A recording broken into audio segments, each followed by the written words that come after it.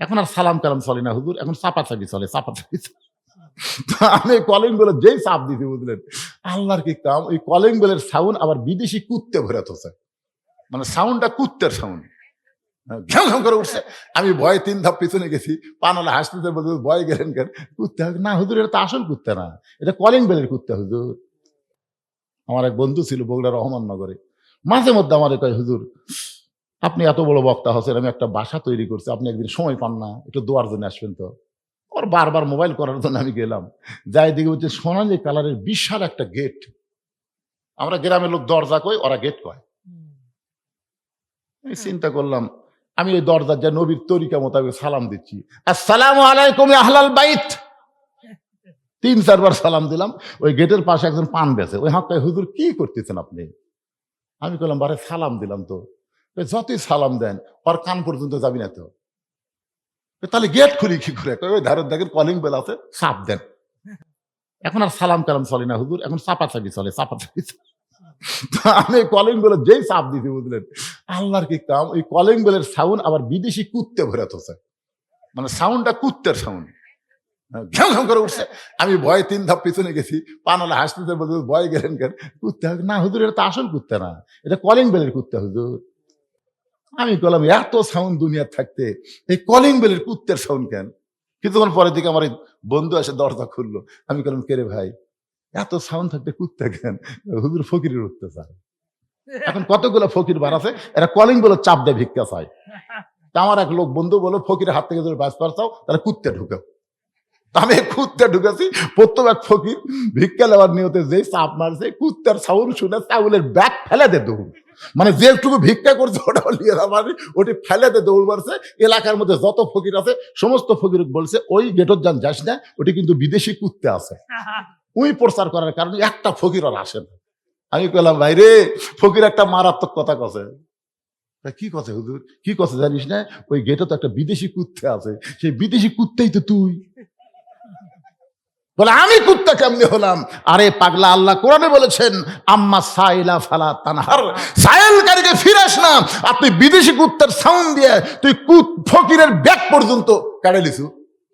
আমি লাইলি, আর তুই লাইলি, ফেলে দেখাচ্ছিস ওটা কি?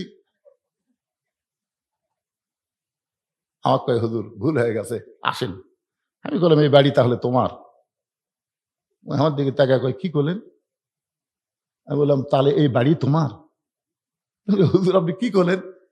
আরে পাগলা, এই বাড়ি কি তোমার? তখন কয়, হুজুর কয়েক কোটি টাকা দিয়ে তৈরি করছি, তারপরও বাড়ি। আমি বললাম, তাহলে এটা কি হয়ে গেছে? কয়, হুজুর এটা বাসা হুজুর। আপনি একটা মৌলানা মানুষ, এই জন্য তো মৌলানার আসলে মূর্খ। আপনি বাসাও চেনেন না, বাড়িও চেনেন না।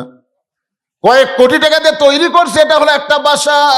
আমি তখন বললাম, ভাইজান তাহলে আব্দুল আলিম যে একটা গান গাইছে আজ থেকে 40 বছর আগে, 50 বছর আগে, গানটা কি ভুল গাইছে? বলে, আব্দুল আলিম কি গান গাইছে? আমি তখন বললাম, এপারে তোর বসত বাড়ি, ওই পারে তোর বাসা, এপারে তোর বসত বাড়ি, ওই পারে তোর বাসা, লাভ করিতে আইসারে ভাবে, লাভ করিতে আইসারে ভাবে, হইলারে বেদিশা, এপারে তোর বসত বাড়ি, ওই পারে তোর বাসা। আচ্ছা, আব্দুল আলিম যে গান গাইলো, এই গানটা কি আপনারা খেয়াল করছেন? এ পারে তোমার বসত বাড়ি, ওই পারে তোমার বাসা।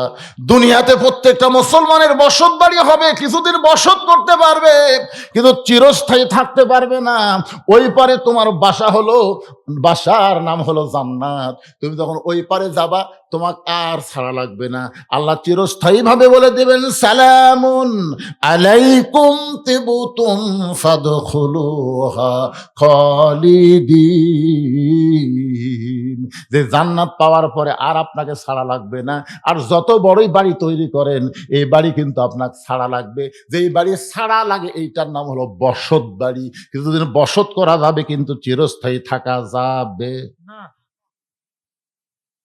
এখন চিন্তা করেন, আমি বললাম, ভাইজান চোখটা বন্ধ করেন তো। তো বাসাওয়ালা বলতেছে, চোখ বন্ধ করলে কি? আরে করেন না কেন? এই যে চোখ বন্ধ করেছে, আমি তখন ওর কানের কাছে বললাম, মিশে মায়ায় বন্দি থাইকা, মিশে মায়ায় বন্দি থাইকা করলাম কত খেলা,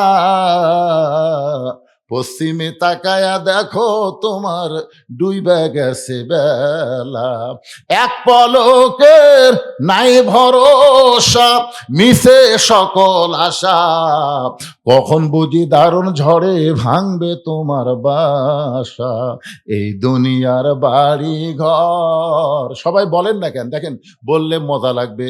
এই দুনিয়ার বাড়ি ঘর একদিন হইয়া যাবে পর, যাইতে হবে অন্ধকার কহব। যাবেন না ভাইজান? কি কোন যাবেন কিনা? ইয়ানজুরু বিনুরিল্লাহ, হযরত আলী নূরের চোখটা তাকায় দেখে আমরের তরবারি না, আল্লাহ তাআলা ওটা কাঠের তক্তা বানায়া দিছে। নমরুদ খালি বারবার কয়, ইব্রাহিম রে, তো পোড়ানোর জন্য বিশাল একটা আগুনের চুলা বানাছি রে, এ ইব্রাহিম একটা বার তাকায় দেখ। আল্লাহ কয়, ইব্রাহিম দেখো তো, দেখো। নমরুদ বারবার দেখবার কয়, তোমার দেখলে কি হয়? ইব্রাহিম কয়, আল্লাহ আমি আপনার দিকে তাকিয়ে আছি, ওদিকে তাকাবার চাচ্ছি না। আল্লাহ কয়, একবার তাকাও তো, আমি তো হুকুম করতেছি। ইব্রাহিম তাকায় দেখে আগুনের চুলা নাই, আল্লাহ শান্তির বাগান বানা দিছে। সুবহানাল্লাহ। ইব্রাহিম আল্লাহ কি দেখতেছি? কয়, ওটাই তো, তোমার বাপ চলো করে টান মারবি আর তুমি শান্তির বাগানোর যাবে। নমরুদ যে চিল্লাচ্ছে আগুন আগুন কয়ে, আরে পাগলা, নমরুদ আগুনের চুলা বানাবার পারে, কিন্তু আগুন জ্বলানোর ক্ষমতা নমরুদের হাত নাই। তো আগুন জ্বলানোর ক্ষমতা কার হাত? আল্লাহর হাতে। ফেরাউন খালি বারবার বলে, মুসা রে আর পলাবার পারবি না, সামনে সাগর, তিন দিকে আমরা সৈন্য লাঠি নিয়ে দাঁড়াই আছি, সামনে সাগর, তুই পলাবি কোন দিক দিয়ে? আল্লাহ কয়, মুসা, ফেরাউন বারবার সাগর কয়, একবার তাকায় দেখো। মুসা বলতেছে, আল্লাহ কি দেখবো, আমি তোমার দিকে তাকায় আছি, হাসবি আল্লাহ নিমাল ওয়াকিল অনিমাল মাওলা অনিমান নাসির। আল্লাহ বলেন, নাসরুম মিনাল্লাহি ওয়া ফাতহুন কারীম ওয়াবাশশিরিল মুমিনিন। হাতের লাঠির আঘাত করছে আল্লাহ তাআলা, 12 লাইন রাস্তা বানায়া দিছে। আপনার বলেন তো, সে আল্লাহ বর্তমানে আছে না নাই? এই যে কিছুদিন আগে ভারতের এক উগ্রপন্থী মন্ত্রী কি কইছে, যে বাংলাদেশে দিন দিন মৌলবাদীরা বাংলাদেশকে দখল করার পায়তারা করতেছে। এই মৌলবাদীরা বলতেছে সব দেখা হলো শেষ, আগামীতে দেখবো কোরআনের বাংলাদেশ। কিন্তু বাংলাদেশের হুজুররা তো জানে না, তিন দিকে ভারত, একদিকে সাগর। যদি ভারত একবার হুজুরদের ধরে, এই মৌলবাদীদের ধরে, এরা পলানোর কোনো রাস্তা খুঁজে পাবি না। সাথে সাথে আমি ফেসবুকে পোস্ট দিলাম, এই নেংটির বাচ্চারা, তোরা মুসানবী চিনিস? মুসানবী যদি চিনা থাকিস এ কথা বলিস না। তোরা যে সাগর দেখাবি, আল্লাহ সেই সাগর আমাদের জন্য রাস্তা বানায় দিবে। ধরে কোন কথা ঠিক কিনা? তোরা অস্ত্রের ঝনঝনানি, পারমাণবিক অস্ত্র, অ্যাটম বোমা নিয়ে মুসলমান মারিস না। নমুদের আগুন চুলা যদি আল্লাহ শান্তির বাগান বানায় দেয়, তোদের বোমাও আল্লাহ মুসলমানের জন্য মিষ্টি বাঙ্গি তরমুজ বানায় দিবে। ধরে কথা কোন পারে না? ওরা ভারত থেকে বোম মারবি, আপনাকে এই জামাইল এলাকাতে এসে ওই বোমা পড়বি, পড়ে মাটির উর্বর শক্তি দেখে আল্লাহ কবি, এই বোমা ইসাব্বিহুলাহু মা ফিস সামাওয়াতি ওয়াল আরদ, আসমান জমিনের মধ্যে যা কিছু আছে সব তসবিহ করে কার? আল্লাহ। তাহলে বোমার মধ্যে অনুপরমাণু কার তসবিহ করে? আল্লাহ। তো বোমা বলতেছে, আল্লাহ আমরা কি করব? ওরা তো নিংটির বাচ্চারা তো মারলো, কিন্তু মুসলমান দেখে যে কাটিয়ে খাচ্ছে। নেংটির বাচ্চারা জানিস না রে নেংটির বাচ্চারা। আমরা আমেরিকা, রাশিয়া, ব্রিটেন, ফ্রান্স, ভারতকে ডরাই না, আমরা ভয় করি আল্লাহর। জোরে বলেন কার? এই জন্য আল্লাহ বললেন, আত্তাকুল্লাহ হাক্কা তুকাতিহি ওয়া লা তামুতুন্না ইল্লা ওয়া আনতুম মুসলিমুন। হযরত আলী এক লাফে তরবারি যখন তক্তা দেখছে, এক লাফে ওই তরবারি তক্তার উপরে উঠে, আলীর হাতে যে ছুরি আছে তার লম্বা হলো 27 ইঞ্চি, ওজন হলো 1 কেজি, বিসমিল্লাহ কয়ে মারছে। ওই তরবারি তক্তার উপর উঠে বিসমিল্লাহ কয়ে, মানে আমরের ঘাড়ও 27, ছুরিও 27, একের খাপের খাপ মিলে গেছে পারে। শুধু ঘাড়ের সঙ্গে লাগাইছে, সঙ্গে সঙ্গে আমরের দেহ একদিকে, মাথায় একদিকে পড়েছে। সমস্ত কাফের দে দৌড়, যত কাফের আসলে একটা আর নাই। এমন সময় আল্লাহর নবী এসে বলতে চাইলি রে, তুমি কি জানো তোমার ডিগ্রি হলো এই মুহূর্তে আসাদুল্লাহিল গালিব। আলী চোখের পানি বের করে বলতেছি, ইয়া রাসূলুল্লাহ, আমি কিন্তু মারিনি। ওকে আল্লাহর নবী, আমি কিন্তু মারিনি। আল্লাহ রাসূল বলে, কি বলতেছে? হুজুর বিশ্বাস করেন, আমি কাল ঠেকাছি। এই ঠেকাতে কিভাবে দুই ভাগ হলো আমি নিজেও তো চিন্তা করে পারতেছি না। আল্লাহ রাসূল এভাবে আঙ্গুল তুলে বললেন, যে কথা একবার কইছো এ কথা আর কইও না। আমার কাছে কসো কসো, এটা তারা আর কারি কসো কইও না। কারণ তোমার ডিগ্রি কিন্তু আসাদুল্লাহিল গালিব, এটা আমি দেইনি, স্বয়ং আসমান থেকে আল্লাহ দিছে। জোরে কোন সুবহানাল্লাহ। আলী বলতে যে হুজুর আমি কিন্তু মারি নাই। রাসূল বলেন, চুপ, আর বলবো না। হযরত আলী এই যে চুপ করলেন, কয়েক বছর পর তাবুকের যুদ্ধে কামুস দুর্গের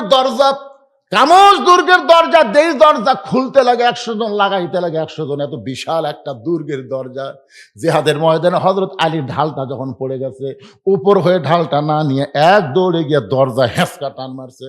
যে হেঁচকা টান মারছে, গোটা দুর্গের দরজা হযরত আলীর হাতে ঢাল হয়ে গেছে। একটা দুর্গের দরজা হাতের মধ্যে উঠে আসে। কাফেররা কয়, কে রে, মানুষ নাকি রে? সমস্ত কাফের যখন ভয়ে দৌড় দিছে, হযরত আলী রাগ করে দরজা ফেলে দিছে, 80 গজ দূরে গিয়ে পড়ছে। সাহাবেরা নবীর কাছে গিয়ে বলতেছি, ইয়া রাসূলুল্লাহ, আজকে আলীর কারণে আমরা যুদ্ধে জয় হলাম, আজকে আলীর কারণে আল্লাহ আমাদের বিজয় দিল। নবী কোনো কথাই বলতেছে না। কিছুক্ষণ পরে হযরত আলী, আল্লাহ রাসূল বলে, আলী খবর কি? আলী বলতেছে, হুজুর আপনি কি শোনেন নাই? শুধু দরজা টান দিছি, হ্যাঁচকা টান, হাতে ঢাল হলো, ওরা সব ভয়ে চলে গেল। হুজুর এত জোরে দরজা ফেলে দিলাম, 80 গজ দূরে গিয়ে পড়েছে। আল্লাহ নবী বলেন, কথা কি সত্য? আলী বলতেছে, বিশ্বাস যদি না হয় তাহলে আমার সাথে চলেন। নবীর সামনে সামনে, হযরত আলী পিছনে পিছনে, ওই যে দরজা দেখা যায়। রাসূল বলেন, আলী রে, যে দরজা ফেলে দিলে 80 গজ দূরে গিয়ে পড়লো, ওই দরজা একটু ওপর দিকে তোলো। হযরত আলী দৌড়ে গিয়ে দরজা ধরে নাড়ে, নিজে নড়ে কিন্তু দরজা নড়ে না। সমানে দরজা টানে, নিজেই নড়ে কিন্তু দরজা নড়ে না। আলী চোখ দিয়ে দর দর করে পানি পড়তেছি, ইয়া রাসূলুল্লাহ, হ্যাঁচকা টান দিলাম, হাতে ঢাল হলো, এখন দরজা ফেলে দিলাম, 80 গজ দূরে গিয়ে পড়লো। নিজে দরজা এত টানি কিন্তু দরজা নড়ে না। রাসূল বলে, আলী রে, একদিন তুমি কিন্তু বলেছিলে আমি মারি নাই, তোমার কি মনে আছে? আমি মারি নাই। তাহলে কে মারছে? তোমার হাতের তরবারির সঙ্গে আমার আল্লাহর পাওয়ারের কুদরতি হাত ছিল। আজকে যখন তুমি হ্যাঁচকা টান দিছে কামুস দুর্গের দরজা, তখন তুমি একলা ছিলে না, তোমার হাতের সঙ্গে আল্লাহর হাত ছিল। তুমি যখন দরজা ফেলে দিছ, তখন তুমি একলা ছিলে না, তোমার হাতের সঙ্গে আল্লাহর কুদরতি হাতের পাওয়ার ছিল। কিন্তু আলী রে, এখন তুমি একলা হয়ে গেছো, এখন দরজা টানো, নিজে নড়ো কিন্তু দরজা নড়ে না। এখান থেকে প্রমাণ হলো, আল্লাহ রাস্তায় কোনো বান্দা যখন মুজাহিদ হবে, ওই বান্দা নিজের শক্তিতে জিতবে না, আল্লাহ রহমত, আল্লাহর পাওয়ারে আল্লাহ তারে বিজয় দিয়া দিবে। আমরাও চাই এই বাংলার জমিনে আল্লাহর কোরআনের বিজয় হোক। জোরে কোন চাই কি চাই না? আমরা যখন বলবো হাত তোলে, আমাদের সঙ্গে কিন্তু আল্লাহর রহমতের হাত আছে না নাই? রে আল্লাহর বান্দার, একটু মনোযোগ দিয়ে শুনবেন।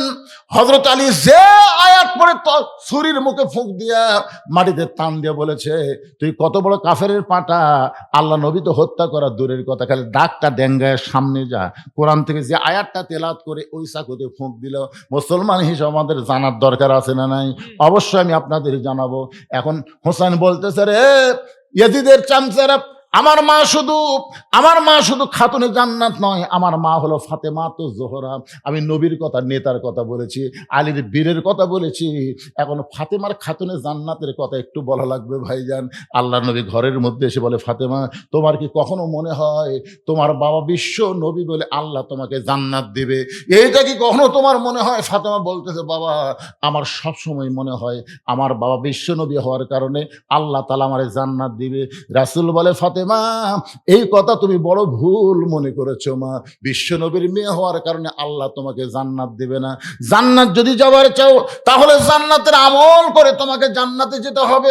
সঙ্গে সঙ্গে ফাতেমা হাঁটু গেড়ে নবীর সামনে বসে বলে, বাবা, জান্নাতের আমল কি আমল করা লাগবে?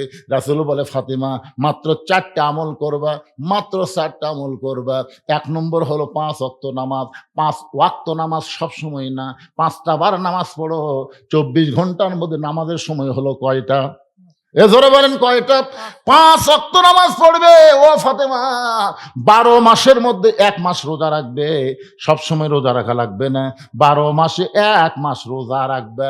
মেয়েদের জন্য 12 মাসে কয় মাস? কথা কয় না কেন? কতগুলো মেয়ে দেখবেন সোমবারে রোজা রাখে, বৃহস্পতিবারে রোজা রাখে, এরকম মেয়ে আছে না নাই? স্বামী এখন শীতের দিন রাতের বেলা খেলবার পারতেছে না, দিনের বেলা একটু খেলাধুলা করবি স্বামী, বুঝতেন? বউ বলতেছে আসো গো, গোসল আগে একটু খেলি। বউ বলতেছে আমি রোজা আছি। কি বুঝলেন? স্বামী এই জন্য মায়েদের বলবো, মা নফল নামাজ নফল রোজা স্বামীর হুকুম ছাড়া করা যাবে না। এ কথা কন না কেন? কথা কন না কেন? আল্লাহ রাসূল বলেছেন, আল্লাহর পরে কাউকে যদি সেজদা দেওয়ার হুকুম থাকতো তাহলে প্রত্যেকটা নারীকে বলা হতো তোমার স্বামীর পায়ে সেজদা করো। এই কথার দ্বারা রাসূল বুঝাইলেন আল্লাহর পরেই মেয়ে মানুষের কাছে সবচাইতে দামি ওই মহান ব্যক্তি হলো তার স্বামী। কোনো বউ যদি নফল নামাজের নিয়ত করে আর স্বামী যদি ডাকে, কেগো, সঙ্গে সঙ্গে নামাজ বাদ দিয়ে স্বামীর ডাকে উত্তর দেওয়া লাগবে। শুধু ফরজ নামাজের নিয়ত করলে স্বামী ডাকলে উত্তর দেওয়া যাবে না, কারণ আগে আল্লাহ তারপরে স্বামী। আমার কথা বুঝলেন?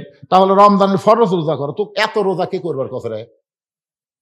হ্যাঁ, রোজা যদি করবার চাস 50 বছরের পরে কর, যখন খেলাধুলা করার শক্তি থাকবে না তখন রোজা কর। এই জুয়ান বয়স আমি একটু অ্যাঙ্গেলে বুঝা দিলাম, পরে আপনার বুঝা নেবেন, বুঝলেন? সব কি আর বুঝা দেওয়া যায়? কে আবারে কি গল্প করতেছে ময়নারা? জনগণ আপনাকে দিকে তাকাই তো, এই জন্য বলতেছে গল্প করলে মেলা যা জিলাপি খাও দাও। কি বিরক্ত হচ্ছেন? একটু মহব্বত না জিকির করেন, লা ইলাহা ইল্লাল্লাহ, জোরে লা ইলাহা, লা ইলাহা ইল্লাল্লাহু মুহাম্মাদুর রাসূলুল্লাহ সাল্লাল্লাহু আলাইহি ওয়াসাল্লাম। আল্লাহ রাসূল বলেন, ফাতেমা সারা বছর রোজা থাকা লাগবে না, মাসে বছরে কয় মাস? 1 মাস রোজা থাকলে রোজার হক আদায় হবে। ও ফাতেমা, সবসময় স্বামীর খেদমত করা লাগবে না। স্বামী যখন খেদমত চাবে তখন খেদমত করবা, নিজের ইচ্ছায় স্বামীর খেদমত করবা না। স্বামী চাইলে খেদমত করবা। মায়েরা শোনেন শোনেন, আপনি যখনই নিজের ইচ্ছায় স্বামী খেদমত করবার যাবেন তখন বোঝা যাচ্ছে আপনার মধ্যে শয়তানি আছে। শয়তানি আছে, হয় স্বামীর বাপের বিরুদ্ধে, না হয় মায়ের বিরুদ্ধে ওয়াজ করবে। তাছাড়া হঠাৎ এরা এত এত রাবিয়া হলো কোথা থেকে? এই জন্য রাসূল বলেছেন, স্বামী যখন খেদমত চাবে তখন স্বামীর খেদমত করবে। আল্লাহ নবী চোখের পানি নিয়ে বললেন, ফাতেমা শুধুমাত্র পর্দা, শুধুমাত্র সতীত্বের হেফাজত, পর্দা করা, এটার কোনো ওয়াক্ত নাই মা, এটার কোনো সময় নাই, এটা সব সময় ফরজ। মেয়েদের যে আমলটা সব সময় করা লাগবে তার নাম কি? জোরে কর না কেন ভাই রে? আপনাকে এলাকাত মেয়ে মানুষ মারা গেলে আপনার কয় কাপড় দেন? 5টা দেন। আচ্ছা আপনারা বলেন তো, মরদ মানুষ আপনারা জানেন যে মেয়েদের যে পুরুষের চাইতে 2টা কাপড় বেশি লাগে, এই 2 কাপড় কোন জায়গাত বান্ধে? এটা শুনালেন? যদি না জানেন তো জানে নেবেন। একটা হলো সিনা বান, মানে বুকত বান্ধে, আর একটা হলো মাথাত বান্ধে। এখন বলেন তো, মরার পরে মাথাত কাপড় বাঁধলো কিন্তু বাঁচা থাকতে চুল বেচা খেলো, তাহলে কি হবে কোন তো? না না, বেঁচে থাকতেই মাথার চুল বেচা খেলো। মেয়েদের মাথার চুল শুধু একজন পুরুষ দেখতে পারবে, সেই পুরুষ হলো তার স্বামী। স্বামীর সামনে মাথায় কাপড় দেওয়া লাগবে না, আর স্বামী ছাড়া বাপ ভাই যারাই হোক সবার সামনে মাথার কাপড় দেওয়া লাগবে। শুধু একজন ব্যক্তির জন্য মেয়েদের মাথার কাপড় দেওয়া লাগবে না, সেই ব্যক্তি হলো তার কি? কথা কয় না রে বারে, স্বামী রে। এই চুল দেখবি স্বামী, স্বামী ছাড়া অন্য কেউ চুল দেখারই সুযোগ নাই। আর কতগুলো ফেরওয়ালা লাড়িয়া চেড়া কিনতে পারে, একেবারে মগজ থেকে বাইর করে দিছে, একদিকে 1 টাকা কাঁচা দিছে, এদিকে চুল দিছে, লাটতিছে লাটতিছে আর চুল দিচ্ছে। ভাবি ভাবি এই সামান্য ভাবি, আর একটু একটু নাই ভাবি। তখন বলতেছে ভাই আর তো নাই, মানে স্বামী খালি প্যারাশুট তেল কিনে দিচ্ছে, জুই তেল কিনে দিচ্ছে ওর চুল দেখার জন্য, আর ওই খালি সমানে বাড়িতে গেছে, যাই দেখি আর একটু নাই তো কি করি, মুড়া চিরো নিলে বুঝলেন, মাথাত খালি একাধারছে মারিয়া কিছু তুলে ভাই দেখেন তো তখন চুলালা লাড়াফেরা করছে, ভাবি আরে একটু না হোক, যাক আজকে এই লিয়ে গেলাম ভাই, ভাবি আগামীবার যেন একটু বেশি হয়, বুঝতেছেন না? এখন আপনারা বলেন, যে মেয়ে মানুষের মাথার চুল একটা ফেরওয়ালা, একটা চুলওয়ালা লাড়িয়া চাড়িয়া কিনলো, ওর মাথা মরার পরে কাপড় দিয়ে লাভ হবে? না। কি কথা বলে? তাহলে যেই স্বামীর বউ চুল বেচা খাচ্ছে, হ্যাঁ আপনাদের খবর কি ভাই? একটা বউকে আল্লাহ কিছু বলবে না, একটা বউকে আল্লাহ কিছু বলবে না, সব বলবি স্বামীকে। রাসূল বলেছেন, আর দায়ুসু লা ইয়াদখুলুল জান্নাহ, দায়ুস কোনোদিন জান্নাতে যাবে না। দায়ুস কে রে? এই তোর কি হলো রে? এই চারটা পোলা দে বাটে দিলে হয়। চুপ থাকো বাবা। আমার মায়েরা শোনেন, মরার পরে খাটনি পর্যন্ত চাদর দিয়ে ঢাকে। কি জন্য মরার পরে 5টা কাপড় আবার খাটনি চাদর দিয়ে ঢাকে? কারণ মরার পরে যদি এমন পর্দা হয়, তাহলে জীবিত অবস্থা পর্দা কেমন করা লাগবে একটু মা বোনদের খেয়াল করা দরকার আছে না নাই? আমার মা এদের জন্য বলতেছি, মা সবাই আমরা মরে যাব, এখানে যত মানুষ আমরা আইছি, এখান থেকে বাড়ি যাওয়ার গ্যারান্টি কারু? আরো জোরে কোন? কারু নাই। তাহলে আমরা কখন মরবো আমরা কেউ জানি না ভাই রে, কেউ জানি না। আচ্ছা আপনার বলেন তো, নবী কি নিজের ব্যাপারে খোঁজ খবরই পাইছে না আমাদের ব্যাপারে? দেখছেন, আল্লাহ কিন্তু নবীর ব্যাপারে কিছুই বলেনি, আমাদের ব্যাপারে বলেছে। আর আমাদের খোঁজ খবরই শুনে নবী সেজদায় চলে গেলেন। এখন চিন্তা করেন, আল্লাহ তো বাসেনি, নবী আমাদের কেমন ভালোবাসেন একটু চিন্তা করে দেখছেন? কিছুক্ষণ পরে আল্লাহ নবীর সেজদা থেকে যখন মাথা তুললেন, তখন ফেরেশতা জিবরাইল দেখলেন নবীর চোখ দিয়ে দর দর করে পানি পড়তেছে। জিবরাইল বললেন, ইয়া রাসূলুল্লাহ, আপনার উম্মতের ব্যাপারে খোঁজ খবরই শুনে আপনি সেজদায় গেলেন, কিন্তু সেজদা থেকে মাথা তুলে আপনি কাঁদেন কেন? আল্লাহ রাসূল বলেন, জিবরাইল, তোমার সঙ্গে আল্লাহর সাথে আমার কথা হয় মাধ্যমে, মানে ফেরেশতা জিবরাইলের মাধ্যমে আল্লাহর সঙ্গে নবীর কি হয়? কথা হয়। কিন্তু সেজদায় যখন যায় তখন কোন মাধ্যম থাকে না, সরাসরি আল্লাহর সঙ্গে আমার কথা হয়। জোরে কোন সুবহানাল্লাহ। এই জন্য আল্লাহ তাআলা কোরআনে বলেছেন, অসজুদ ওয়াক্তারিফ, সেজদা এমন একটা ইবাদত যেটা বান্দাকে আল্লাহর নিকটে পৌঁছায় দেয়, যার মধ্যে কোনো প্রাচীর থাকে না, সরাসরি বান্দা আর আল্লাহ। রাসূল বলেছেন, আনতাবুদুল্লাহ কান্নাকা তারাহু ফাইল্লাম তাকুন তারাহু ফাইন্নাহু ইয়ারাকা। যখন কোনো বান্দা আল্লাহর ইবাদতের মধ্যে শামিল হয়ে যায়, ওই বান্দাটা তখন আল্লাহর সঙ্গে দেখা পায়। জোরে কোন সুবহানাল্লাহ। যদি আল্লাহর সঙ্গে দেখা না হয়, মনে করেন দেখা হচ্ছে না, তাহলে রাসূল বলেছেন আল্লাহ যে তাকে দেখতেছে, এই বিশ্বাস তার কলিজার মধ্যে পুরোপুরি চলে আসে। জোরে কোন সুবহানাল্লাহ। এখন বলেন তো, আল্লাহ কি আমাকে দেখে না? দেখে না? তাহলে আসরের নামাজের পরে জমির ধান দেখতে যায়, দেখে উপর জমির পানি, নিচে ওর জমির পানি নেই। এখন বলেন তো, না আল্লাহ কি দেখে? ও চারিদিকে তাকায়, দেখে কেউ নেই। আস্তে করে বসে বিসমিল্লাহ কয়ে জমির আল কাটছে। আল কাটা ওই পানি দিয়ে হাত ধুয়ে আবার দাঁড়ায় চারিদিকে তাকায় বলতেছে, কেউ দেখেনি, আলহামদুলিল্লাহ। হ্যাঁ, এই হাদিসের মধ্যে কি বলতেছে, আল্লাহ যদি তুমি দেখতে না পাও, আল্লাহ যে তোমাকে দেখতেছে, এই বিশ্বাস তোমার কলিজার মধ্যে আসবে। প্রত্যেকটা মুসলমান আল্লাহ দেখতেছে এই বিশ্বাস যদি কলিজার মধ্যে থাকে, তার দ্বারা কোনো অন্যায় কাজ হবে। এই হাদিসের ব্যাখ্যা ইমাম গাজ্জালি বলেছেন, হাসরের ময়দানে, খুব খেয়াল করে শোনেন, আমি কিন্তু দরুদ শরীফের কথা আগে বলতেছি, তারপর ওয়াজ করতেছি। নেকি আর পাপ ওজন করার পরে দেখা যাবে নেকির চাইতে পাপ অনেক বেশি। আপনারা বলেন তো, নেকির চাইতে পাপ যদি বেশি হয় তার ঠিকানা কি? আর যেইটা দিয়ে ওজন করবে আল্লাহ, তার নাম কি? মিজানের বাংলা কি? তো বাংলা করলে কি হয়? হাসিনার সময় আমরা মিজান করছি, কারণ দাঁড়িপাল্লা তখন হাইকোর্ট থেকে বাতিল করে দিয়েছিল, বুঝলেন? এই জন্য আমরা তখন মিজান করছি, দাঁড়িপাল্লা কোয়ার পারিনি ভাই। কিন্তু 24 সালের 5ই আগস্ট দেশ আবার নতুন করে স্বাধীন হলো, এখন আবার দাঁড়িপাল্লা বলতে কোনো সমস্যা আছে? তাহলে যেইটা দিয়ে আল্লাহ ওজন করবে তার নাম কি? আরো জোরে, জোরসে বলুন। জোর হলো না, আরো জোরে। মাশাআল্লাহ, বাচ্চাগুলো সেই তাল দিছে রে।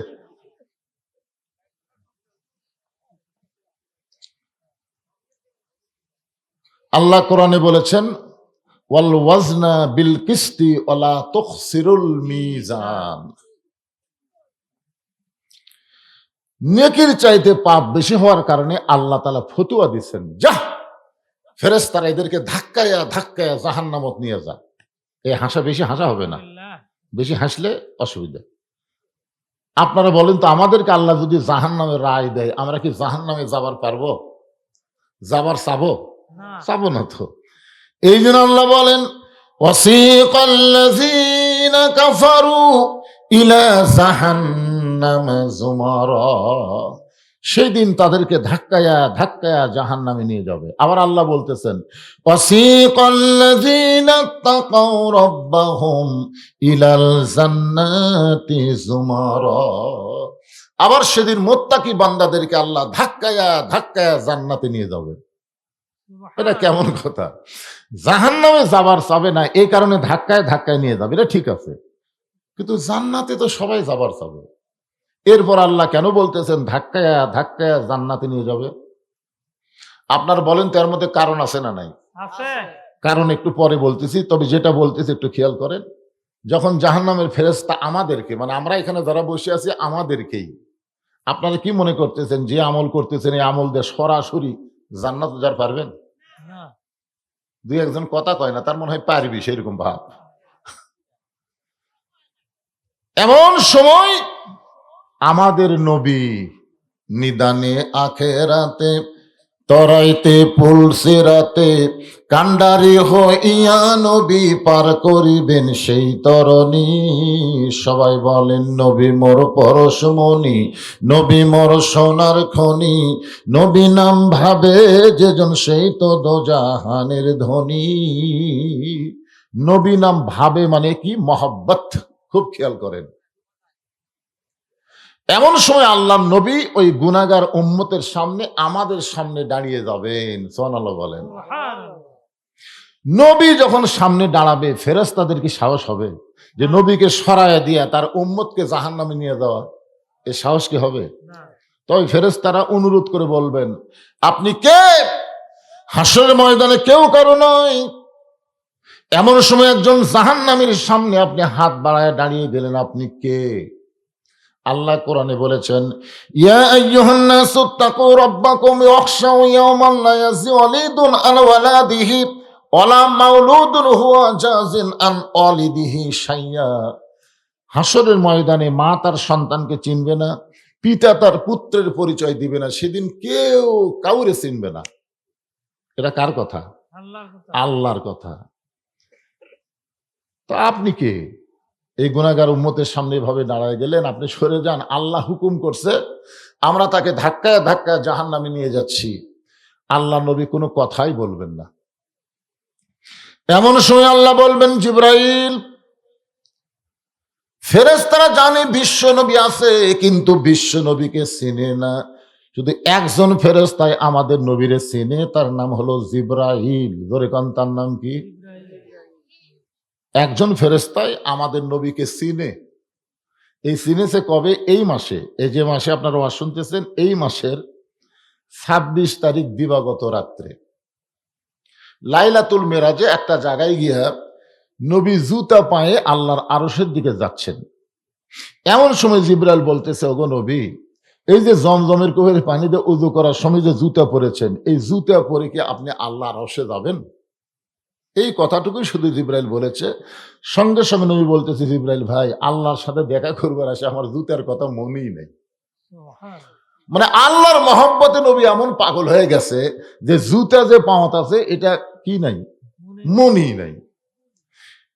নবী যখন আস্তে করে পায়ের জুতা খুলতে চায়, এমন সময় আল্লাহ বলে, নবী গো, জিবরাইল আপনারা চিনে না বলে আপনার জুতার কথা স্মরণ করে দেয়, কিন্তু আমি আল্লাহ আপনাকে চিনি। আমার আরশে আজিম দামি হতে পারে, আপনার জুতার পরশে ধন্য হয়ে যাবে। সুবহানাল্লাহ। এই জন্যই তো আমি বললাম, তোর পাহাড়ের ধুলি লাগিয়া মুসা নবীর সম্মান বেড়ে যায়, নূর নবীজির জুতার ধুলাই আল্লাহর আরশ ধন্য হয়। সেই দিনে জিবরাইল বুঝেছে, ওরে বাবা রে, যার জুতার পরশে আল্লাহর আহজ ধন্য হয়ে যায়, এটা কি নবী? সুবহানাল্লাহ কর না কেন? তা আল্লাহ বলে, জিবরাইল তুমি তো আমার দোস্তকে চেনো, যাও আমার দোস্তকে সালাম দিয়ে জানাও, তার এই উম্মতের নেকির চাইতে পাপ বেশি হওয়ার কারণে আমি আল্লাহ তাকে জাহান্নামে রায় দিছি। ফেরেশতা জিবরাইল সে নবীকে সালাম দিবেন, নবী সালামের উত্তর দিবেন না। আবার জিবরাইল সালাম দিবেন, সালামটা হলো এইরকম, আসসালামু আলাইকা ইয়া রাসূলুল্লাহ, নবী সালামের উত্তর দিবেন না। তৃতীয়বার যখন জিবরাইল সালাম দিবার যাবে, এমন সময় নবী রাগ করে, এই জিবরাইল, এই খালি সালাম দাও। সালাম বোঝো তুমি? সালাম তুমি বোঝো? কিভাবে সালাম দেওয়া লাগবে এটা তুমি জানো? জিবরাইল বলে, ইয়া রাসূলুল্লাহ, দুনিয়াতে আপনাকে আমি 24,000 বার সালাম দিয়েছি। কতবার? কোনোদিন তো আপনি ভুল ধরেন নাই। আপনার যারা এখানে মক্কা মদিনায় গেছেন, মদিনায় যারা গেছেন, মদিনায় যাওয়ার কোন লোক আছে এখানে? আচ্ছা, মদিনায় যারা গেছেন, রাসূলের রওজার পাশে আপনার কি করে সালাম দিয়েছেন? আজকে আমাদের বাংলাদেশে অনেকে সালামও বোঝে না। আমরা যারা আগে বাংলাদেশে ছিলাম, কিন্তু 11 সালে যখন প্রথম মদিনাত গেলাম, ওইখানে যাইয়া সালাম দেওয়া লাগলো, আসসালামু আলাইকা ইয়া রাসূলুল্লাহ। কি ভাই, আপনি গেছিলেন? আপনি গেছিলেন? কিভাবে সালাম দিতেন কোন? কারণ রাসূল বলেছেন, আসসালামু কবলাল কালাম, কথাবার্তা বলার আগেই দেওয়া লাগবে সালাম। কোনো কথাই চলবে না, আগে কি দেওয়া লাগবে? সালাম দেওয়া লাগবে। তাহলে কেউ যদি বলে, হুজুর আসসালামু আলাইকুম, সালাম হবে? আগে কি কথা? আগে হুজুর কয়নি? ইমাম সাহেব আসসালামু আলাইকুম হবে? চাচা আসসালামু আলাইকুম হবে? কারণ আগে চাচা কছেন, আগে হুজুর কছেন, আগে ইমাম সাহেব কছেন। এখন কেউ যদি বলে, ইয়া নবী সালাম আলাইকা, তাহলে হবে? কারণ আগে কি কছেন? ইয়া নবী কয়ে তারপরে সালাম দিচ্ছেন। কারণ রাসূল বলেছেন, কথাবার্তা বলার আগে সালাম দেওয়া লাগবে, সালাম দিয়ে তারপরে কথা বলো। আপনি যদি বলেন আসসালামু আলাইকুম হুজুর, চলবে। আপনি যদি বলেন আসসালামু আলাইকুম ইমাম সাহেব, চলবে। আপনি যদি বলেন আসসালামু আলাইকুম চাচা, চলবে। কিন্তু আগে চাচা পরে সালাম চলবে না, আগে ইমাম সাহেব পরে সালাম চলবে না, আগে হুজুর পরে সালাম চলবে না, আগে ইয়া নবী পরে সালাম চলবে না। সালাম আমরা শিখাইছি মদিনার থেকে। আসসালামু আলাইকা ইয়া রাসূলুল্লাহ। ফেরেশতা জিবরাইল বলে, রাসূলুল্লাহ 24,000 বার আপনাকে সালাম দিলাম, আপনি কোনোদিন সালামের ভুল ধরলেন না। আজকে হাসরের ময়দানে আমার সালামের ভুলটা কোন জায়গায়? আল্লাহ রাসূল বললেন, সালাম হলো 3 বচন। জোরে বলেন, কয় বচন? একটা হলো কা, কা হলো 1 বচন।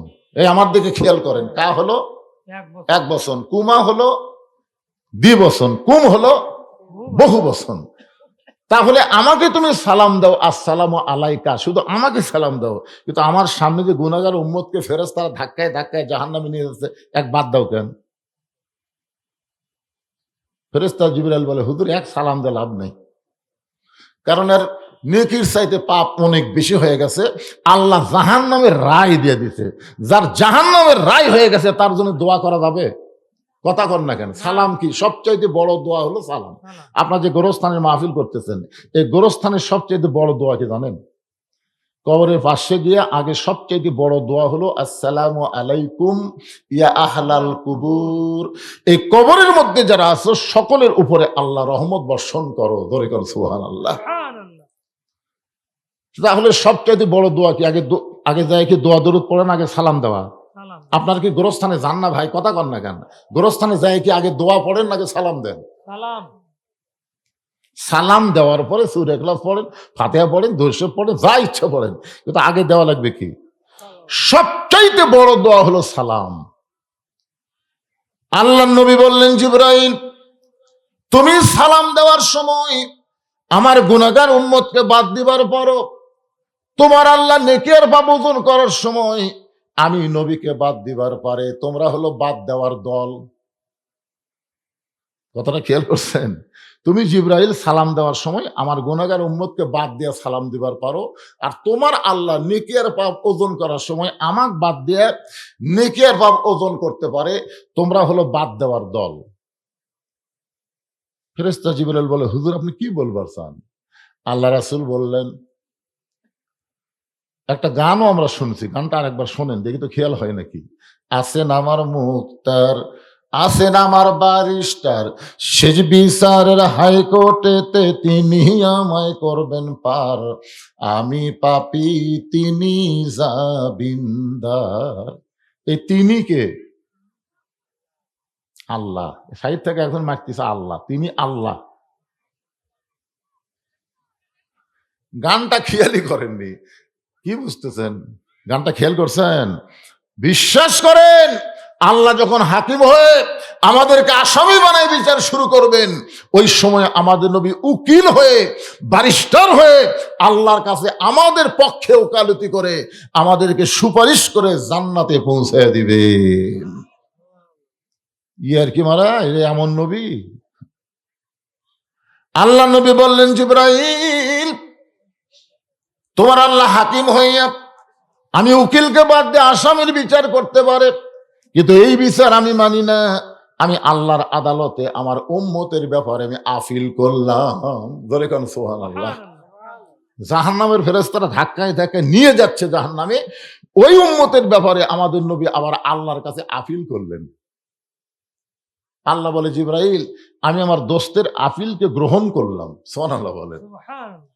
সঙ্গে সঙ্গে ফেরেশতাদের কাছ থেকে আমাদের নবী গুনাহগার উম্মতের হাতটা ধরে মিজানের কাছে নিয়ে যাবেন। নেকের পাপ ওজন করে দেখা যাবে নেকির চাইতে পাপ অনেক বেশি। আল্লাহ বলে, হাবিব গো দেখেন তো কি হলো, নেকির চাইতে পাপ তো বেশি হলো, এখন কি আপিল করবেন? সঙ্গে সঙ্গে নবী জামার পকেট থেকে কি যেন বের করে নেকির পাল্লায় দেবেন, নেকির পাল্লার ওজন বেশি হয়ে যাবে। আল্লাহ বলে, হাবিব আপনি কি দিলেন? নবী তখন বলবেন, আল্লাহ আপনি ইবাদতের নেকি দিয়েছেন, কিন্তু আমার দরুদের নেকি তো দিবার পারেন নাই। আমার উম্মতেরা যখন দরুদ পড়েছে, একদল ফেরেশতা এই দরুদগুলো মদিনায় আমি রওজার কাছে জমা দিয়েছে, আজকে সেই দরুদের নেকিগুলো নেকির পাল্লাই দিলাম। আল্লাহ বলে, হাবিব রে আপনার উম্মতের আমলনামায় একটা নেকিও যদি না থাকতো, আর আপনার প্রতি মহব্বতের দরুদ শরীফ যদি আদায় করত, ওই দরুদের ওসিলায় আমি আল্লাহ তারে জান্নাত দিয়া দিতাম। এখন বলেন দরুদ পড়ার দাম কম না বেশি? যখনই নবীর নাম উচ্চারণ হবে সঙ্গে সঙ্গে জবান খুলে বলবো সাল্লাল্লাহু আলাইহি ওয়াসাল্লাম। এই দরুদ পড়তে আপনারা কোনো সময় কৃপণতা করবেন না। হযরত আলী রাদিয়াল্লাহু তাআলা বলেছেন, ওই ব্যক্তি হলো সবচাইতে বড় কৃপণ যে নবীর নাম উচ্চারণ করে নবীর প্রতি দরুদ শরীফ পড়ে না। এর চাইতে বড় কৃপণ আর কেউ নাই। কৃপণ সম্পর্কে হাদিসে কি আছে? আল বাখিলু লা ইয়াদখুলুল জান্নাহ, বখিল কোনোদিনও জান্নাতে যাবে না। সবচাইতে বড় কৃপণ হলো নবীর নাম কয় অথচ দরুদ কয় না। আমরা যখনই নবীর নাম উচ্চারণ করব বা কেউ উচ্চারণ করলে আমি শুনবো, সঙ্গে সঙ্গে আজ থেকে আর যেন বাদ না পড়ে সঙ্গে সঙ্গে কি বলবো? আবার কয় না, সঙ্গে সঙ্গে কি বলবো? সাল্লাল্লাহু। আপনার কি মনে করতেছেন এই যে সাল্লাল্লাহু আলাইহি সাল্লাম বললেন, এটি পড়ে আছে? একদল ফেরেশতার কামই হলো আপনার মুখের দরুদ শেষ হওয়ার সঙ্গে সঙ্গে এই দরুদগুলো রাসূলের রওজায় আপনার নামে পৌঁছায় দিবে। জোরে খান সুবহানাল্লাহ। ভাদার পশ্চিম পাড়া কবরস্থানের উন্নয়ন কল্পে আপনারা বলেন তো, কবরস্থানের সবচেয়ে বড় উন্নয়নের নাম কি? এই যেখানে লিখছেন কবরস্থানের উন্নয়ন কল্পে, কবরস্থানের উন্নয়ন তো আপনারা করবেনই, কিন্তু সবচেয়ে বড় উন্নয়ন কি? সবচেয়ে বড় উন্নয়ন সম্পর্কে আজকে আমি কোরআনের আয়াত তেলাওয়াত করছি। আল্লাহ বলেছেন, ওয়ালা তামুতুন্না ইল্লা ওয়া আনতুম মুসলিমুন, মানে তোমরা মরো, মরা তো লাগবেই। এখানে যত মানুষ বসে আছেন সবচাইতে বাড়ির যার নিকটে, আপনাদের যত মানুষ এখানে বসে আছেন যার বাড়ি সবচাইতে নিকটে, সেই লোকটা আপনি দাঁড়ায় বলেন তো, হুজুর এখান থেকে আমি বাড়ি যাবার পারবই। একটু সিনা টান করে বলেন তো দেখি, খাড়া হয়ে বলেন। তাহলে এখান থেকে সবচাইতে নিকটে বাড়ি যদি যাওয়ার ক্ষমতা আপনার না থাকে, তাহলে এত মোশান মারতেছেন কেন? মেলা ঘুরতেছেন, পোলা পাকাচ্ছেন, রাস্তায় ঘুরতেছেন। আরে আপনার কি মনে করতেছেন আজকে যে দিন যাচ্ছে এই দিন আর ফিরে পাবেন? আপনার হায়াতের মধ্যে এই দিন আর আপনি পাবেন? আর পাবেন না। প্রত্যেক ধাপে ধাপে, প্রত্যেকটা নিঃশ্বাসে প্রশ্বাসে আমাদের হায়াত অতিক্রম করে আমরা মৃত্যুর দিকে অগ্রসর হচ্ছি। জোরে কোন কথা ঠিক কিনা? এই জন্য আল্লাহ বলেছেন লা তামুতুন্না, মৃত্যুবরণ করো না, ইল্লা ওয়া আনতুম মুসলিমুন, যতক্ষণ মুসলমান না হবে। মুসলমান হয়ে মরাটাই হলো গোরস্থানের সবচাইতে বড় উন্নয়ন। জোরে কোন কথা ঠিক কিনা? মুসলমান হয়ে মরা লাগবে তো। আপনি কি মনে করতেছেন মুসলমান হয়ে যখন আপনি মরবেন আপনাকে কবর দিল আর আপনি কবরের মধ্যে থাকলেন? আপনার দেহ থাকবে কবরে, কিন্তু আপনার ভিতরের পাখি, যে পাখিটা আছে, পাখির কোনো কবর হবে না। এই পাখির দুইটা জায়গা, ইমানদারের জন্য ইল্লিন আর বেঈমানদের জন্য হলো সিজ্জিন। তাহলে আমার সামনে এত শীতের মধ্যে যারা বসে আছেন, আপনারা কোথায় যাওয়ার নিয়ত করছেন? আবার কয় জান্নাতে। মরার পরই জান্নাত, এতই সোজা? মরার পরে ইল্লিন না হয় সিজ্জিন, দেহ যাবি না, দেহ যাবে কবরে। আর ভিতরের পাখি আমার সোনার ময়না পাখি, কোন দেশেতে উইরা গেলা রে, দিয়া মোরে ফাঁকি রে আমার সোনার ময়না পাখি। এরকম পাখির গান আপনারা শোনেননি? এই পাখি দিয়ে কি বুঝাচ্ছে? আমার হীরামন পাখি, আমার প্রাণ প্রাণ পাখি, তোরে কোথায় রাখি পাখি রে, সবই মিশে আর ফাঁকি। কোন বনেরই পাখি তুমি, আইলা রে কোন বনে, আবার কোন বনেতে যাইতে হবে, পড়ছে নাকি মনে। আমরা কোথায় ছিলাম, কোথায় আসলাম, আবার কোথায় যাব, প্রত্যেকটা ধাপে ধাপে মনে করার দরকার আছে না নাই? না মনে করছেন আইসেন ঠিক আর যাবেন না, এরকম ধান্দা করছেন নাকি? 3 তলা 4 তলা 5 তলা বাড়ি বেনে বারবার খালি উপর দিকে তাকায়, বারবার খালি উপর দিকে তাকায়। কি দেখো ভাইজান? বলে হুজুর রড বাইর করেছে হুজুর, আর একতলা কর্ম। খালি উপর দিকে তাকায়, ওই নিচের দিকে একবারও তাকায় না। আপনার বলেন তো আমরা কি উপরে থাকার জন্য আইছি না নিচে যাওয়ার জন্য? তো কবরস্থানে উন্নয়ন বলতে কি বুঝতেছেন? নিচে যাব ঠিকই, কিন্তু সাইজ হয়ে যাব। ধরে কোন কি হয়ে যাব?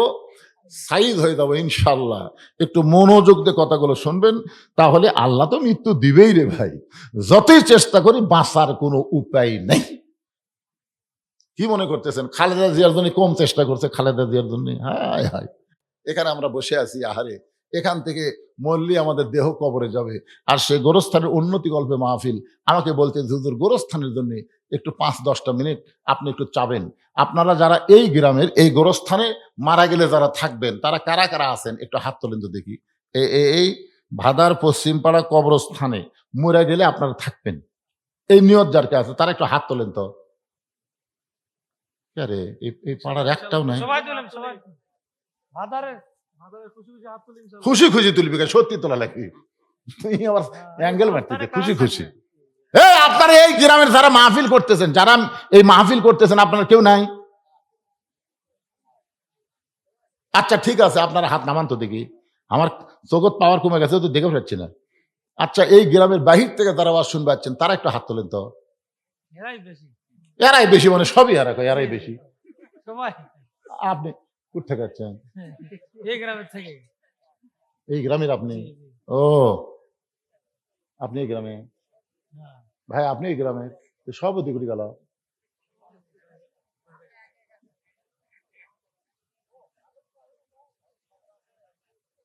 না শোনেন, বাহিরে যারা আসছেন, আপনার যারা বাহিরে আছেন, বাহির থেকে যারা আছেন, তাদের কাছে আমার কোনো চাপ নাই, তাদের কাছে কোনো চাপ আছে না। আপনার খুশি মতো, আপনাদের বাপ মা কবরে গেছে, যাদের দাদা দাদি কবরে গেছে, শুধুমাত্র তাদের কবরকে জান্নাতের টুকরা বানানোর জন্য এই গোরস্থানের উন্নতি কল্পে একটা কোরআন শরীফ বাবদ 500 টাকা দিবেন। একটা কোরআন শরীফ বাবদ, কোরআন শরীফ দেওয়া লাগবে না, একটা কোরআন শরীফ বাবদ 500 টাকা দিবেন। 500 টাকা দেওয়া মাত্র আমি দোয়া করে দেব, আল্লাহ যেন আপনার বাপ মার কবরকে জান্নাতের টুকরা বানায় দেয়। আল্লাহ। বাপ মা যদি শীতের দিন বাঁচা থাকতো রে, কত কি কিনে দেওয়া লাগতো না? আজকে সেই বাপ মা অন্ধকার কবরে গেছে, একটু বাপ মা রুহের মাগফিরাতে 500 টাকা কেউ দিবেন, যে হুজুর একটা কোরআন শরীফ বাবদ আমার বাপ মায়ের কবরকে জান্নাতের টুকরা বানানোর জন্য 500 টাকা দিয়ে দিলাম। যারা বাইরের লোক আছেন তার কাছে আমার দাবি, আর এই গ্রামের যারা এলা 500 টাকার খাওয়া আছে, ভাই আপনি কত দিবেন কোন তো দেখি, কোন 500 দিলাম। এই গ্রামের লোকে আপনি 500? চাইলেন যে হুজুর প্রথমে 500। না না, সেটা এই গ্রামের এই শুনবারই পারিনি। যারা এই গ্রামের বাহির থেকে আসছেন তার কাছে চাই আমি, আর যারা গ্রামের লোক তারা 500 দিলে হবি না, এই কথা কইছে। কি শুনলো রা? কোন কোন কোন কোন কোন আপনি দিয়ে শুরু হোক, এই ডান থেকে তো শুরু হোক। 500 নগদ ইনশাআল্লাহ। নগদ দিলেন 500, বাকি কত দিবেন কোন? বাকি আরো 500, 1000 টাকা। ওই 500-র উপর বোধহয় হিসাব জানে না, বুঝলেন? আমার এক দাদি আসলো, 20-এর উপর হিসাব জানতো না, তখন 20 করে করছিল। ভাই কয় কোটি টাকা? 5 কোটি টাকা আছে। 5 কোটি মানে 20-র উপর হিসাব জানে না, এই 500-র উপর জানে না। এই যে শেরপুর থেকে এক ভাই 500। কোরআন শরীফ বাবদ, এই যে বাবা এই শেরপুরে কে দিল রে? এটা কিন্তু কোরআন শরীফ বাবদ দাদা। তোমার কে কে মারা গেছে? কে কে মারা গেছে বাবা? দাদা দাদি নানা নানি রোহের মাগফিরাতের জন্য কোরআন শরীফ বাবদ 500 টাকা দান করেছে আল্লাহ। দাদা দাদির কবরকে জান্নাতের টুকরা বানায় দেন। মায়ের জন্য বহু দূর থেকে আইছে দোকান নিয়ে। কে মারা গেছে? বাবা মা দুইজনই মারা গেছে রোহের মাগফিরাতে। কোরআন শরীফ বাবদ 500 টাকা দান করলো। আল্লাহ বাপার কবরকে জান্নাতের টুকরা বানায় দেন। জোরে ভরে আল্লাহুম্মা আমিন। ভাইরে, দুনিয়ার টাকা দুনিয়াতেই পড়ে থাকবে। আমি বলতেছিলাম ওসমান গনিকে আল্লাহ বলল, আল্লাহ নবী বলল, ওসমান আল্লাহ তোমাকে কত সম্পদ দিয়েছে তুমি কি হিসাব জানো? মনে আছে আপনাদের? ওসমান গনি বলেন, আল্লাহ ওগো আল্লাহ নবী, হিসাব যদি না জানি তাহলে যাকাত কেমনে দেব? রাসূল বললেন, তাহলে কত সম্পদ তোমাকে আল্লাহ দান করছে তুমি একটু বলো। ওসমান গনি বলতেছি, ইয়া রাসূলুল্লাহ, আল্লাহ আমাকে যত সম্পদ দান করেছে এই সম্পদগুলো যেই গুদামে রাখি, ওই গুদামে তালা দিয়া ওই তালার চাবি টানতে একটা উট হিমশিম খায়। সুবহানাল্লাহ বলতেছে না, বুঝতে পারেননি?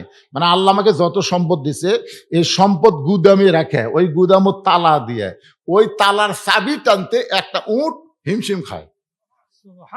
রাসূল বললেন, ওসমান আল্লাহ যদি সমস্ত সম্পদ যদি তোমার কাছে আবার ফেরত চায়, এত সম্পদ আল্লাহ তোমাকে দিয়েছে, এই সম্পদ যদি তোমার কাছে ফেরত চায় তুমি কি করবা? ওসমান গনি মারলেন দৌড়। সাহাবীরা বলতেছে, ইয়া রাসূলুল্লাহ, ওসমান গনি জিয়াহারে দৌড় মারলো। রাসূল বললেন, একটু ধৈর্য ধরো। কিছুক্ষণ পরে সাহাবের নবী তাকায় দেখে ওসমান গনি ওই উটটা রশি টেনে টেনে নবীর কাছে নিয়ে এসে বলতেছে, ইয়া রাসূলুল্লাহ, শুধু গুদামের মাল না, গুদামের তালা না, তালার চাবি বহনকারী এই উটটাও আমি আল্লাহকে দিয়ে দিলাম। রাসূল বলে, ওসমান সবই যদি আল্লাহকে দিলা তাহলে তোমার সঙ্গে তোমার জন্য রাখলা কি? ওসমান গনি বলতেছে, একটা মুসলমানের জন্য আল্লাহ নবী ছাড়া আর কিছু দরকার নাই। এখান থেকে বিশ্বাস করেন সম্পদের মালিককে। আল্লাহ। আর বাপ মা মরে গেছে, দাদা দাদি মারা গেছে, তাদের রুহের মাগফিরাতে 500 টাকা কোরআন শরীফ বাবদ দিতে আপনাদের কি কষ্ট হচ্ছে? আল্লাহর আরেকজন বান্দা কোরআন শরীফ বাবদ আব্দুল মালিক জামাইল থেকে 500 টাকা দান করেছে। আল্লাহ তার আপনজন যারা কবরে গেছে এই দানের ওসিলায় তাদের কবরকে জান্নাতের টুকরা বানায় দেন। জোরে বলে আমিন। এই মাহফিলের কমিটির কারা আছে রে বাবা? ভিতরের নামও তো ব্যাগলে 10 টাকা 20 টাকা 50 টাকা 100 টাকা যে যা পারবে আল্লাহর ওয়াস্তে দান করবেন। এরকম চাপ দিয়ে আদায় করা যাবে না বাইরের লোকের কাছ থেকে। এই গ্রামের যারা আছেন, গ্রামের কয়জন আসেন গোরস্থান উন্নতি কল্পে মাহফিল করতেছেন, কি জান্নাতুল বাকি। সাহাবেরা বললেন, হুজুর এই জান্নাতুল বাকি যে আপনি এরিয়া দিলেন যে আমরা যারাই মারা যাব এই জান্নাতুল বাকির মধ্যে থাকব, সবাই মিলে মরার পরে গোরস্থানে থাকার মধ্যে লাভ কি?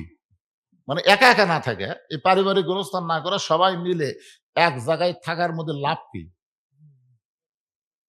আমি আপনাকে এখন ঠান্ডার দিনতে যুক্তি কুলাই না, যাই হোক আমি গরমের দিনে যুক্তি দিচ্ছি। মানে ওয়াজ করতে করতে আমার গাও ঘামে যাচ্ছে মনে করেন। তখন মাহফিল কমিটি চিন্তা করতে যে হুজুর যে হারে ঘামতেছে পারে একটা ফ্যান দিই। তো একটা ফ্যান এখানে সেট করছে। আপনারা বলেন তো এই ফ্যান সেট করছে কার জন্য? কিন্তু এখানে যত মানুষ আশেপাশে আছে এরা কি বাতাস পাবে না? তাহলে চিন্তা করে দেখেন, হুজুরের নিয়তি ফ্যান দিল কিন্তু আশেপাশে থাকার কারণে সবাই একটা বাতাস পালো। তো গোরস্থানের মধ্যে একজন ভালো মানুষকে যদি দাফন করা হয়, আল্লাহ যদি তার উপর রহমত বর্ষণ করে, আশেপাশে যেগুলো কবর আছে সমস্ত কবর রহমতের একটা অংশ পায়। ধরে করেন সুবহানাল্লাহ। এই জন্য সকলে মিলে থাকবেন।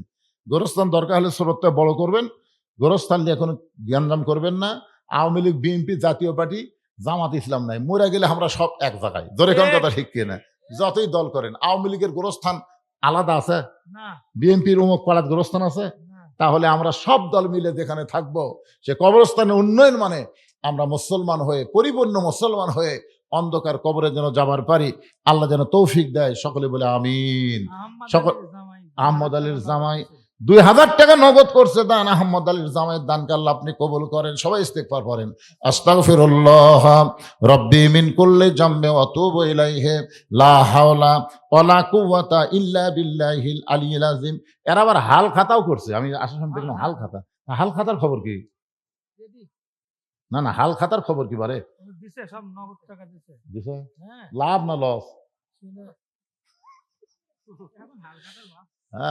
রে আশেপাশে সভা হয় না, ইয়ে কমে গেছে। ওটাই চলি যাচ্ছে। এ তবারক নাই, আজকে তবারক নাই। আছে আছে। মাশাআল্লাহ তবারক আছে। আপনারা মনে করেন যে খালি খালি, তা কিন্তু না। সাইদ হয়ে বসা পরে আগে মোনাজাত হবি, তারপর সাইদ হয়ে বসবি। আল্লাহুম্মা সাল্লি আলা মুহাম্মদ, আল্লাহুম্মা বারিক আলা মুহাম্মদ, আল্লাহুম্মা আমিন। আল্লাহুম্মা আনতাস সালাম ওয়া মিনকাস সালাম, তাবারাকতা ইয়া যাল জালালি ওয়াল ইকরাম। আয় আল্লাহ তাআলা, সেই মাগরিবের নামাজের পর থেকে এখন প্রায় রাত 12টা পর্যন্ত তোমার বান্দারা এই জান্নাতের বাগানে বসে বসে কোরআন হাদিস আলোচনা শোনার শেষে আমি গুনাহগারের সঙ্গে রহমতের দরজায় ফকির হয়ে দোকানা হাত তুলেছে। মেহেরবানি করে আজকের মাহফিল আমাদের সকলের হেদায়েতের জন্য, নাজাতের জন্য, জান্নাতের জন্য কবুল করো। এই মাহফিলের শুরু থেকে শেষ পর্যন্ত যত আলোচনা হয়েছে আল্লাহ, এর মধ্যে যদি ত্রুটি হয়, ভুল হয়, মাফ করে দিও। এর যা হাদিয়া মঞ্জুর করো, সোনার মদিনায় নবী পাকের রওজা মোবারকে আল্লাহ তুমি কবুল করো। তামাম আম্বিয়াই কেরাম, আসহাবে কেরাম, তাবেইনে কেরাম, তাবা তাবেইনে কেরাম, তামাম পৃথিবীর মাটির নিচে যত মুমিন মুমিনা শুয়ে আছে আল্লাহ সকলের ওয়াফরে হাদিয়া কবুল করো। আল্লাহ আমরা যারা হাত তুলেছি, আমাদের জনম দুখুনি মা যাদের কবরে চলে গেছে, আমাদের দরদের বাবা যাদের কবরে গেল, আল্লাহ মেহেরবানি করে মা বাবার কবরকে জান্নাতের টুকরা বানাও। আমাদের দাদা দাদি, নানা নানি, আত্মীয় স্বজন, শ্বশুর শাশুড়ি যাদের কবরে গেছে আল্লাহ কবরবাসীদের মাফ করে দাও। আল্লাহ ভাদার গোরস্থানকে উন্নয়ন কল্পে যারা মাহফিল করলো আল্লাহ, এই কবরে যারা শুয়ে আছে আল্লাহ সকলের কবরকে জান্নাতের টুকরা বানায় দাও। আল্লাহ তোমার যেই বান্দারা কষ্ট করে মেহনত করে হাজার হাজার টাকা খরচ করে আজকের জান্নাতের বাগান লাগাইছে আল্লাহ তাদের সকলকে জান্নাতি কবুল করো। এই গ্রামের উপরে রহমত বরকতের দরজা খুলে দাও। আজকের মাহফিলের সম্মানিত সভাপতিকে আল্লাহ তুমি কবুল করো, সম্মানিত সহসভাপতিদেরকে আল্লাহ তুমি কবুল করো, প্রধান অতিথি কবুল করো, বিশেষ অতিথির আল্লাহ তুমি কবুল করো। আল্লাহ যারা নগদে বাকিতে দান করেছে সব দানগুলো জান্নাতের বিনিময় হিসেবে কবুল করো। আমার মায়েরা বোনেরা পর্দার অন্তরালে বসে বসে আলোচনা শুনেছে, আবিদা সারিয়া পর্দাংশী কবুল করে মা ফাতেমার চরিত্র দান করো। আমি অসুস্থ, আমার মতো অসুস্থ অবস্থায় যারা হাত তুলেছে আল্লাহ সবাইকে সুস্থতার নিয়ামত দান করে দাও।